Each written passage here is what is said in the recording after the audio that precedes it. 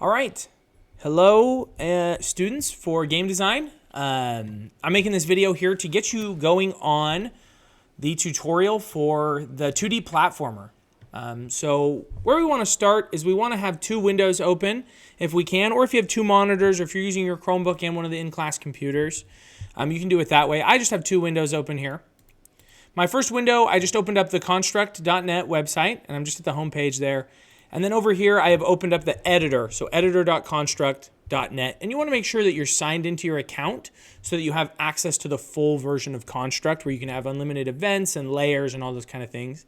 If you don't sign into Construct, you don't get the full experience. And we want you to do that. We've paid for it through the school for you to have access to that. So make sure you log in. If you have issues with your account, let me know so we can take care of that. Okay. First thing I need to do here is I want to go to this Learn tab. And I want to go down to tutorials.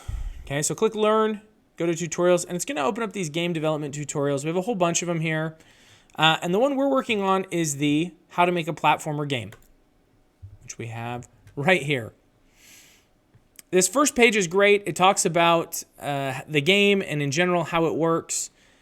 The most important thing from this that I want you to do is to make sure to download this Abstract Platformer Pack, which is right here. It's from this website, kenny.nl.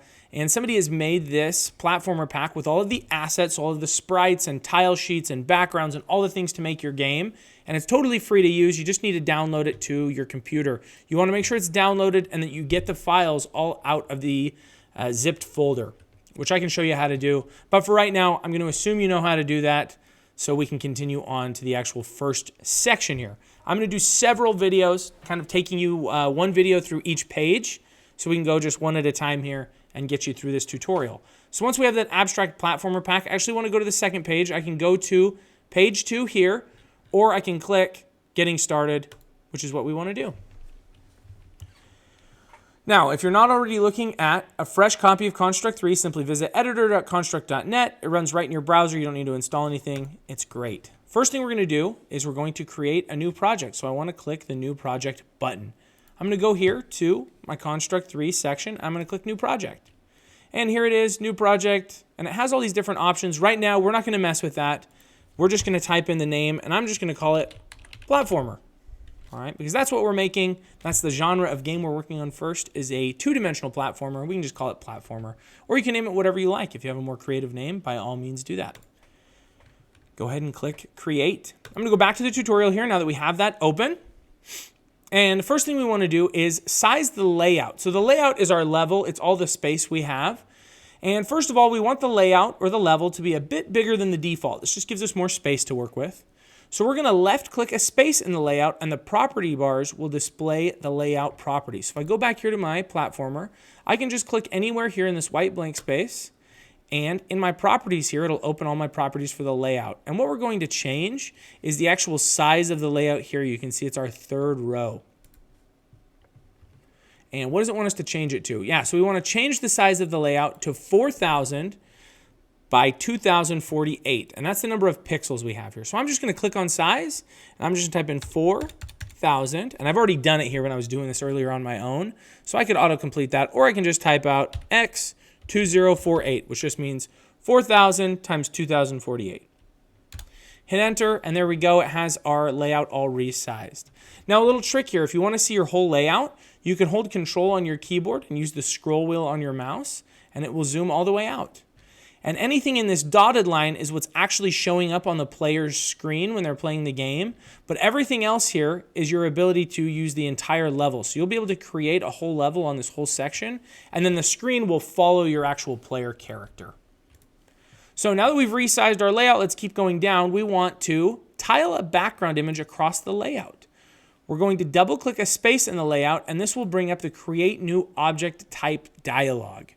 So as I go here, I can double-click anywhere, and it'll open this up, this object type, or I can right-click or use two fingers on the touchpad if I'm using a Chromebook, and I can click Insert New Object.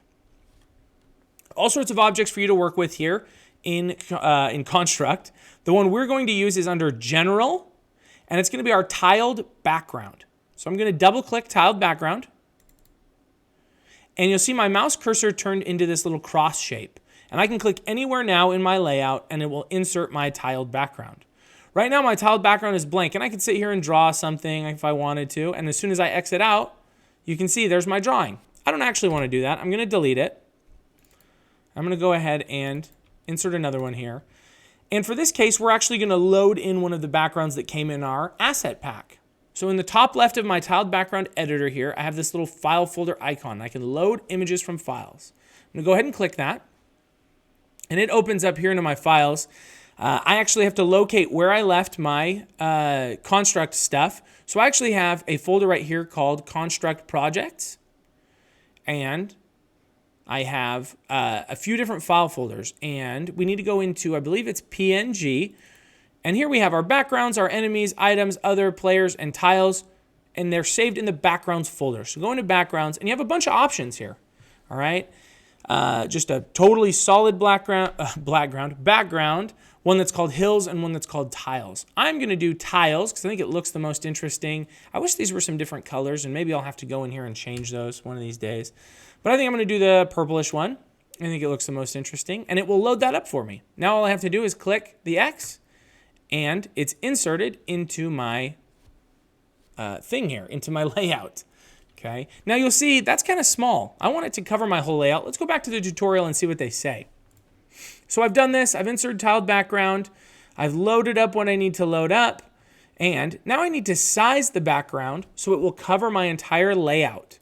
Make sure that the tiled background is selected and its properties should appear in the properties bar. So let's just make sure. Okay. If I click out here, you'll see I'm pointing at my screen, even though you can see here. Right now, my layout is selected. I need to select my tiled background. So if you can't find where it is, you can click and drag, and there it is, it's selected. There's my tiled background right there. And mine's tiled background 2, which doesn't matter. Okay. And I can see it in the properties panel. To make it cover the entire layout, set its position to 0 and its size to 2048, which is the same as the layout. So I can do that here. I want to make sure it's positioned at 0, 0. And you'll see it shifts all the way up here to the top left. And I want to make sure its size is 4,000 times 2048. And now you'll see it's covering my entire layout. There it is. Beautiful. Let's see. The background image it repeats itself over and over, as you can see there. Just repeated, which makes it look nice. I talked about zooming in and out, right? You can hold control and zoom in and out. I'm zoomed out so I can see the whole layout at once. All right, it just talks about zoom. Okay. Now, this is important. We will want to add other object types to our game on top of the tiled background. However, we're going to keep accidentally selecting the tiled background unless we lock it, making it unselectable. We need to right-click the tiled background to select it, and in the right-click menu, select Lock and Lock Selection. So basically, since this is covering our whole background, we'll accidentally select it all the time by clicking it. So right now, we need to select it. We need to right-click it, or 2 fingers on the touchpad. And we need to go down here to Lock and click Lock Selection. And now our background is locked up, so we can't mess with it. No matter how much I click it and drag it, it doesn't matter. It is all locked up. Okay. Now, if I wanted to unlock it, I could select it here, and I believe there's an option here if I get into the preferences where I can unlock it. But for our game, we don't want to unlock it, so we're not even going to worry about that. All right. Let's see. Anything else that wants us here on page 2? No, that's it for page 2. So that's going to be the end of this first video. I'll have this posted up on Google Classroom for you so you can see it all, and that should be good. In my next video, I'm going to move on to down here to page 3, which is all about adding platforms with the tile map object. So I'll see you in the next one. Thanks, guys.